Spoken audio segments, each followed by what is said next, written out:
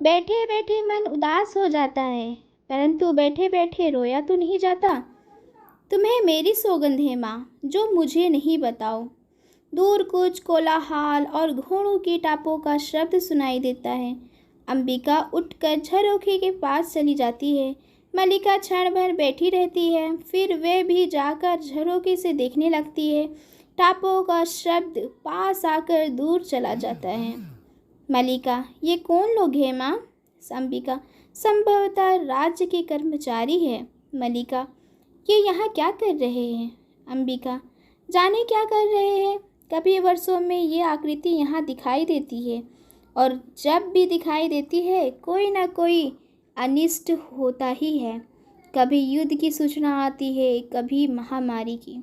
लंबी सांस लेती है। पिछली महामारी में जब तुम्हारे पिता की मृत्यु हुई, तब भी मैंने यही आकृति यहाँ देखी थी। मल्लिका सिर से पैर तक सिहर जाती है। मल्लिका, परंतु आज ये लोग यहाँ किस लिए आए हैं? कुछ क्षणों के बाद अंबिका, ना जाने किस लिए आए हैं। अंबिका फिर छाछ उठाने लगती है, परंतु मल्लिका उसे बाँह से पकड़कर रोक लेती है। मल्लिका, माँ, तुमने बात नहीं बताई। अंबिका पल भर उसे स्थिर दृष्टि से देखती रहती है। उसकी आंखें झुक जाती हैं। अंबिका, अग्निमित्र आज लौट आया है।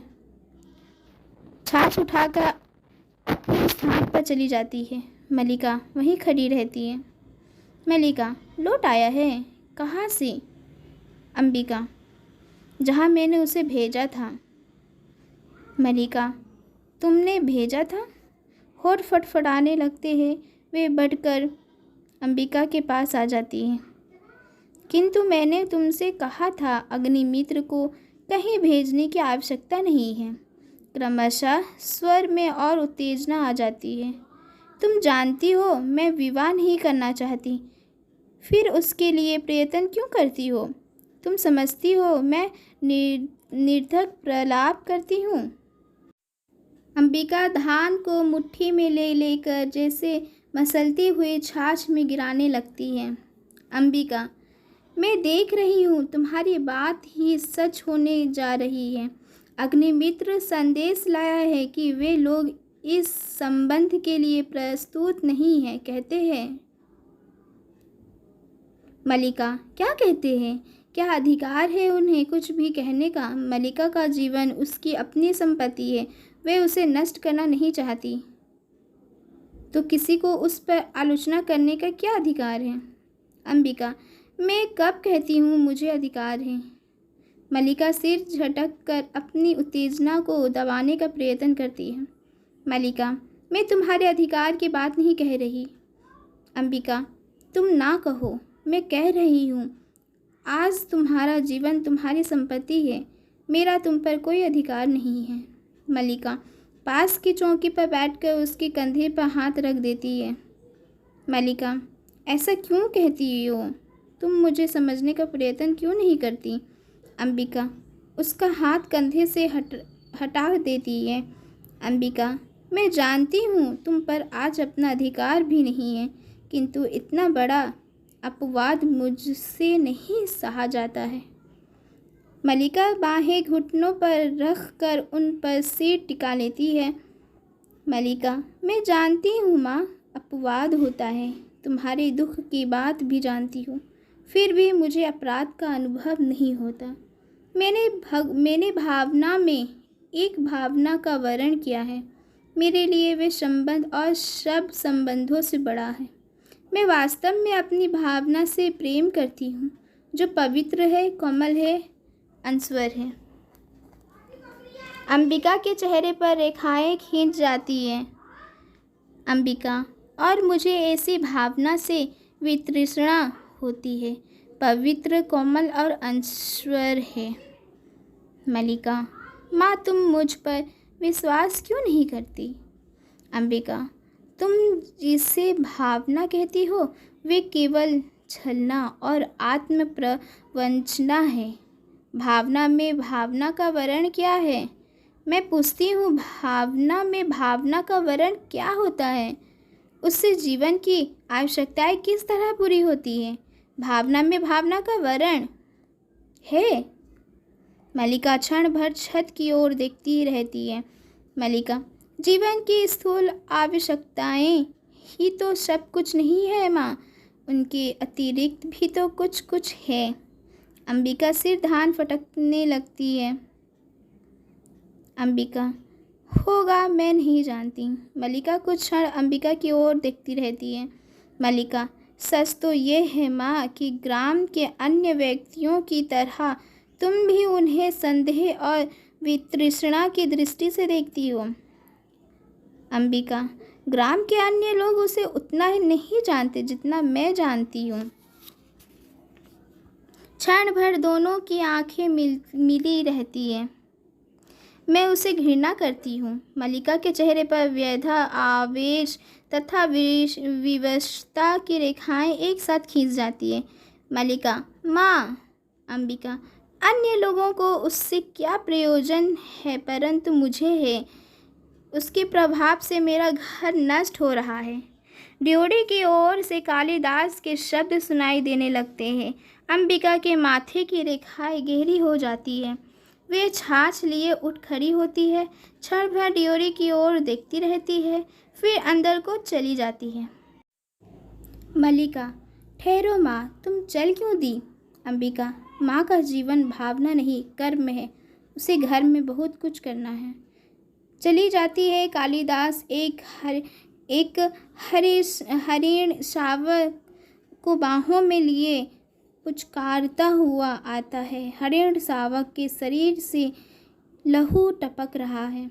कालिदास, हम जिएंगे हरिण शावक, जिएंगे ना। एक बाण से आहत होकर हम प्राण नहीं देंगे। हमारा शरीर कोमल है तो क्या हुआ, हम पीड़ा सह सकते हैं। एक बाण प्राण ले सकता है तो उंगलियों का कोमल स्पर्श प्राण दे भी सकता है। हमें नए प्राण मिल जाएंगे। हम कोमल आस्तरण पर विश्राम करेंगे। हमारे अंगों पर घृत का लेप होगा।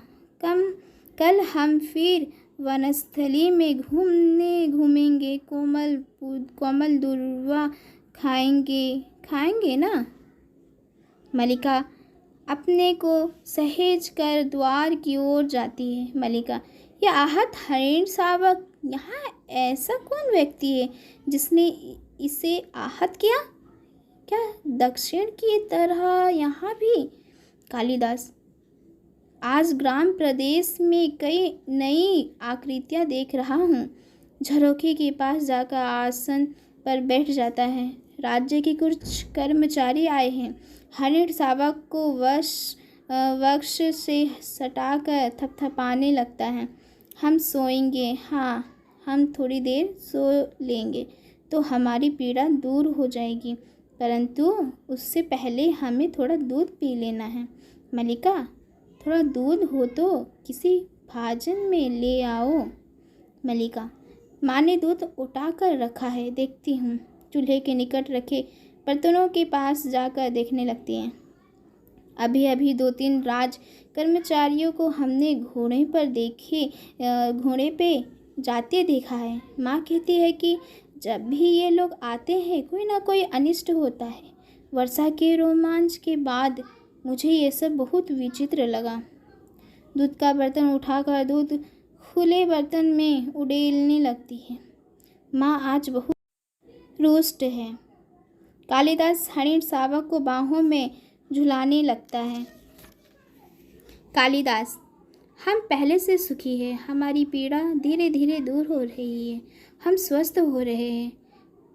न जाने इसके रुई जैसे कोमल शरीर पर उससे प्राण छोड़ते बना कैसे।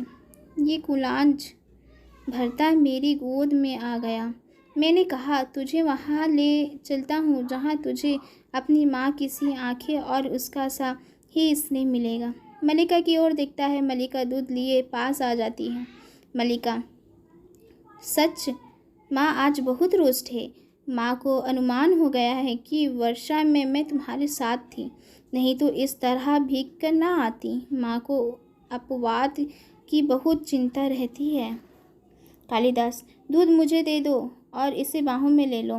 दूध का भाजन उसके हाथ से ले लेता है। मल्लिका हरिण शावक को बाहों में लेकर उसका मुंह दूध के निकट ले जाती है। कालिदास भाजन को उसके और निकट कर देता है। हम दूध नहीं पिएंगे, नहीं, हम ऐसा हट नहीं करेंगे, हम दूध अवश्य पिएंगे। राजपुरुष दंतुल ड्योढ़ी से आकर द्वार के पास रुक जाता है। क्षण भर वह उन्हें देखता रहता है। कालिदास हरिण का मुंह दूध से मिला देता है। ऐसे ऐसे दंतुल बढ़कर उनके निकट आता है। दंतुल, दूध पिलाकर इसके मांस को और कोमल कर लेना चाहते हो?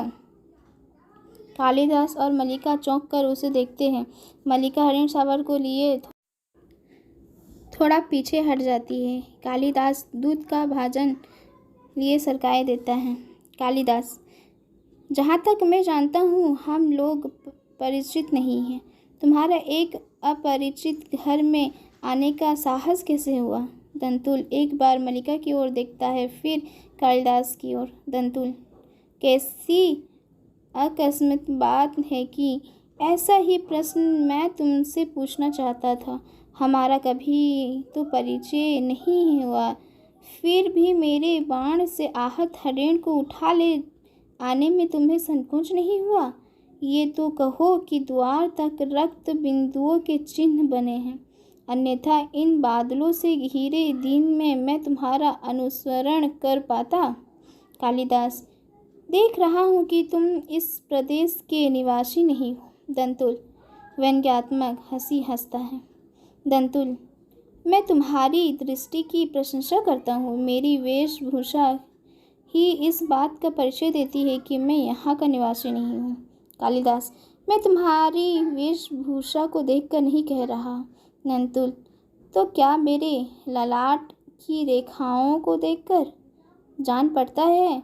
चोरी के अतिरिक्त समुद्रिक का भी अभ्यास करते हो? मल्लिका चोट खाई सी कुछ आगे आती है। मल्लिका, तुम्हें ऐसा लांछन लगाते लज्जा नहीं आती? दंतुल, क्षमा चाहता हूँ देवी, परंतु ये हरिण शावक जिसे बाहों में लिए है मेरे बाण से आहत हुआ है, इसीलिए यह मेरी संपत्ति है। मेरी संपत्ति मुझे लौटा दोगी?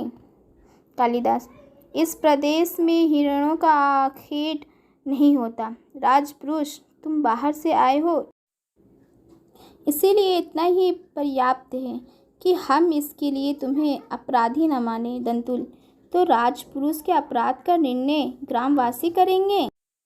ग्रामिक युवक, अपराध और न्याय का शब्दार्थ भी जानते हो? कालिदास, शब्द और अर्थ राजपुरुषों की संपत्ति है। जानकर आश्चर्य हुआ।